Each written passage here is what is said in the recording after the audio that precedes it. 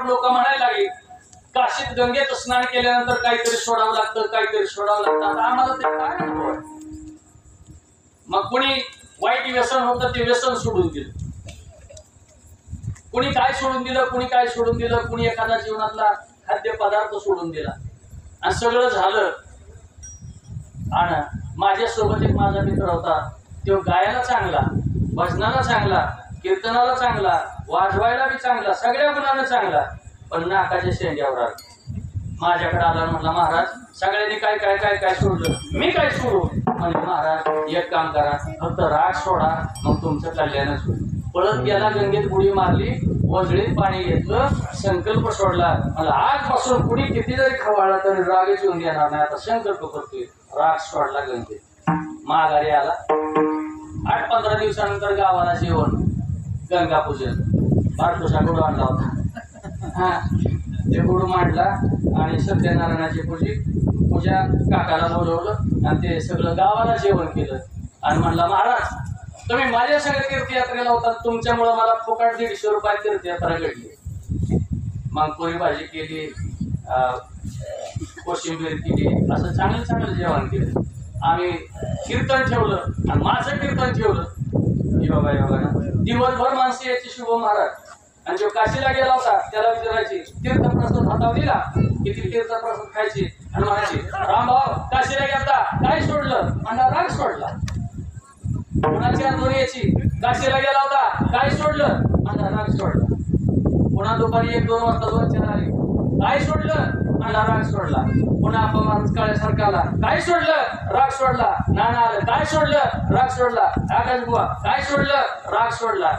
आता हे सांगून सांगून सांगून दमलं आणि मी पाहुणे नवला आलो होता गावातच कीर्तन. आता म्हणलं कीर्तनात सांगावं लागेल आपल्याला.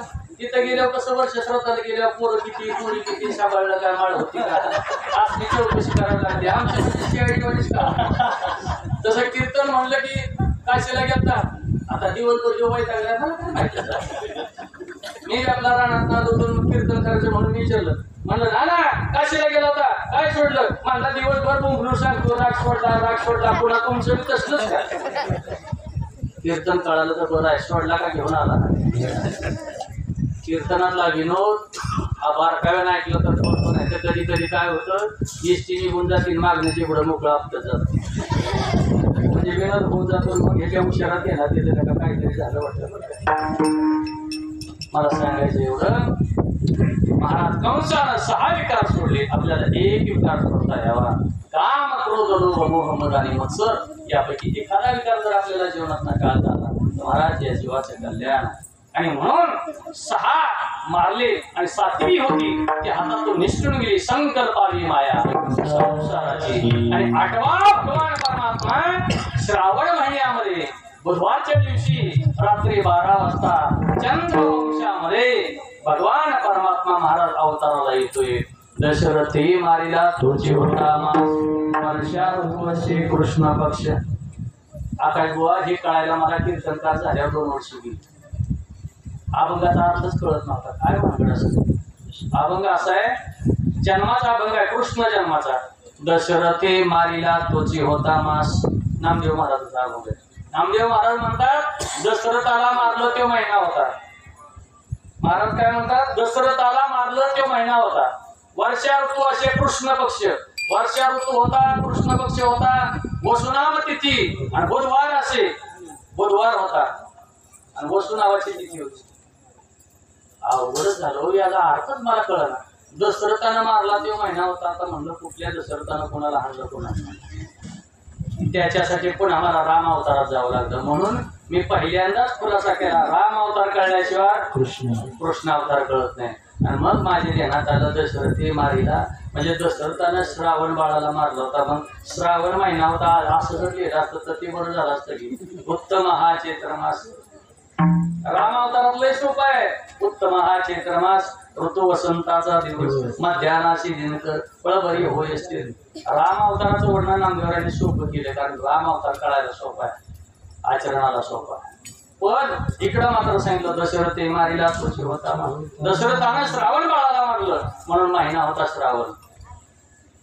वर्षा ऋतू असे कृष्ण पक्ष होता आणि वर्षा ऋतू होता आणि बुधवारचा दिवस होता आणि रात्री 12 वाजता महाराज देव अवताराला आल्याबरोबर 8 वर्षाची मूर्ती आणि वसुदेव देवकी 8 वर्षाचं लेकरू बघितल्याबरोबर घाबरले म्हणते देवा 30,000 वर्षाची तपश्चर्या केली 8 वर्षाचा थेट आमच्या पुढे उभा राहिले कोण म्हणले यांच्या पोटी जन्माला आलाय महाराज त्या देवकीनं सांगितलं कृष्णा अरे लहान हो देवा लहान हो अशी विनंती केल्याबरोबर एवढा मोठ्यातला मोठा देव आईच्या विनंतीसाठी लहानातला लहान झाला या वाक्याला अंडरलाईन करा एवढा मोठ्यातला मोठा देव मात्र आईसाठी लहानातला लहान झाला किती लहान झाला करतळी आवळी करतळा कावळा घट्ट धरावा एवढा लहान झाला आणि बघता बघता तेवढ्या भगवान परमात्म्याला सांगितलं ती आई म्हणते देवकी म्हणते अरे कृष्णा बाळा हे जर तुझ्या मामाला कळालं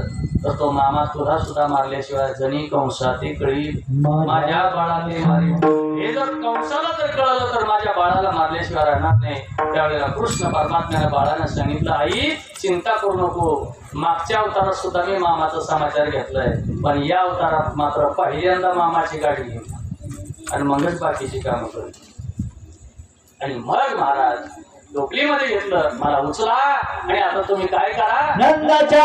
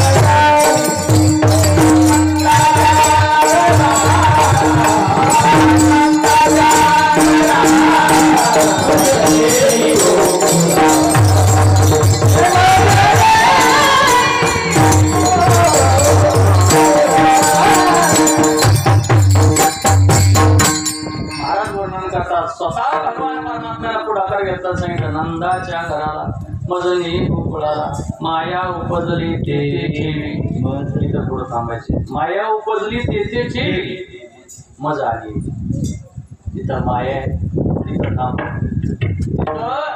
मला ठेवा आणि त्या मायेचा अंगीकार करा तुम्ही माघारी या भगवान परमात्म्याला उचललेला कमलापती पायीची बंधने गळती किंवा बंधनापासून उकलीला देता देवी सावकाश उचलून घेतल्याबरोबर आपोआप साखरदंड बेड्या कड्या कुलप पारेकरी सगळं रस्ता साफ झाला आणि महाराज वसुदेवानं देवाला अगोदर डोक्यात घेतलं आणि नंतर डोक्यावर घेतलं परमार्थ करणाऱ्यांनी या गोष्टीला पहिल्यांदा देवाला डोक्यात घ्यावं आणि नंतर जमलं तर डोक्यावर घ्यावं आपल्या डोक्यात पहिली जागा नाही शिल्लक आता देवाला कुठं डोक्यात घेतात महाराज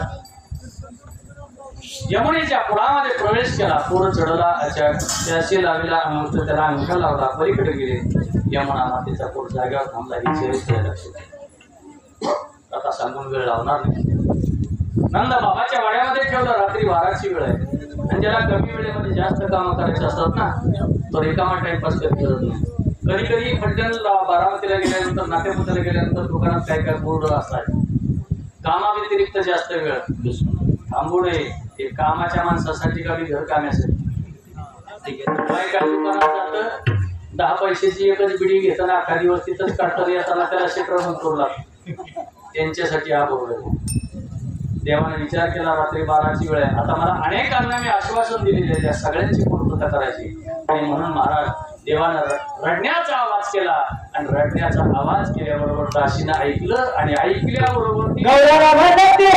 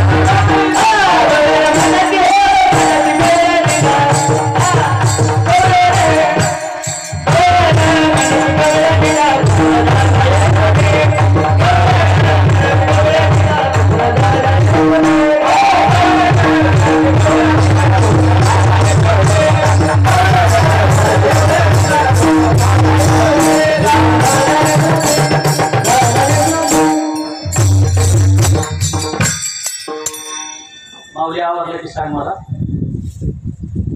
गवळण म्हणती गवळणीला पुत्र झाला यशोदेला. नाहीतर माझी लांबड अशी चालू आहे ना. लोकांना वेळ वेळ घालवायचा, निर्धारित वेळ, कारण खूप लांब लोकांना जायचे. फक्त 15 मिनिटाची वेळेच्या पुढे गवळण म्हणती गवळणीला पुत्र झाला यशोदेला. महाराज यशोदेला पुत्र झाला, यशोदेला पुत्र झाला. आणि मी नेहमी सांगत असतो, माता बहिणींचा स्वभाव काय माहित नाही, पण एखादी गुप्त गोष्ट तिच्या कानावर जर गेली तर ती दोघीच्या विरंगुळा करते, सांगते हे बघ ऐक तुला मन सांगते. तिथनं त्या चौकीनं 4 दिशेला जायचं, असे 4 गोळा करायचे आणि त्यांनी म्हणायचं तुला मन सांगते. पुन्हा त्या गटातल्या सगळ्यांनी उठायचं, सगळीकडे सांगायचं तुला मन सांगते, तुला मन सांगते, तुला मन सांगते. तासात गावाला येडा आणि ती पण तुला म्हणच सांगते. इतक्या निम्या रातचे सारे गोकुळात निघते. गवळण म्हणते गवळणीला पुत्र झाला यशोदेला. मी तर सांगतो, एखादा चांगल्या योजनेचा जर प्रचार करायचा असला तर यांच्याकडेच प्रचार द्यावा. हा, काय खर्च करायची गरज नाही, सरकार काय नाही, जाहिरातबाजी करायची नाही, फ्लेक्स लावायची गरज नाही. फक्त ह्यांना बोलवून सांगायचं अजून लाडक्या बहिणी 100-200 वाढवून घे, पण कोणाला बोलवून पुत्र झाला यशोदेला. यशोदेला मुलगा झाला. महाराज सगळीकडे सांगत सुटली. आणि महाराज सकाळी दिवस उगवायच्या तर नंदबाबाच्या वड्याकडे गर्दी व्हायला लागली. आणि महाराज बघता बघता नंदबाबाच्या वड्याकडे गर्दी व्हायला लागली. हातामध्ये प्रत्येकानं ताट घेतलेलं आहे, त्या ताटामध्ये वाण घेतलेलं आहे. आणि प्रत्येक जण येता येता म्हणायचे का ग कसा असेल कृष्ण, कसा असेल द्वारे